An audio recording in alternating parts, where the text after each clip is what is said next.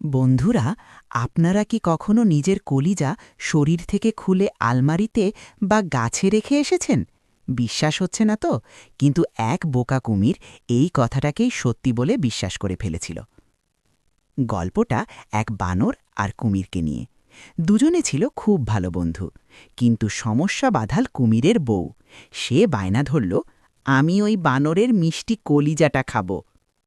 বউয়ের চাপে পড়ে কুমির একদিন বানরকে বলল, বন্ধু, চলো আজ আমাদের বাড়ি, আমার বউ তোমাকে ভালো মন্দ রেঁধে খাওয়াবে। বানর তো মহা আনন্দে কুমিরের পিঠে চেপে বসল, কিন্তু মাঝ নদীতে গিয়ে কুমির আর লোভ সামলাতে পারল না।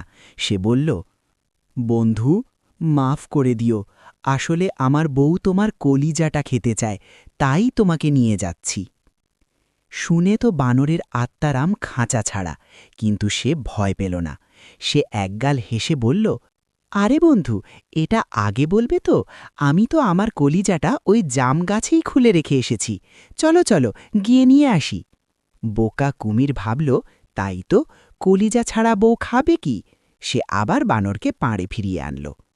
আর পাড়ে আসতেই শুরুত করে বানর এক লাফে মগডালে। গাছ থেকে বানর ভেংচি কেটে বলল, ওরে বোকা, প্রাণ কি শরীর ছাড়া করা যায়? যা ভাগ এখান থেকে, তোর সাথে আজ থেকে বন্ধুত্ব শেষ। সেদিন উপস্থিত বুদ্ধি ছিল বলেই বানর প্রাণে বেঁচে গেল। শিক্ষা, গায়ের জোরের চেয়ে বুদ্ধির জোর অনেক বেশি। গল্পটি ভালো লাগলে লাইক দিন।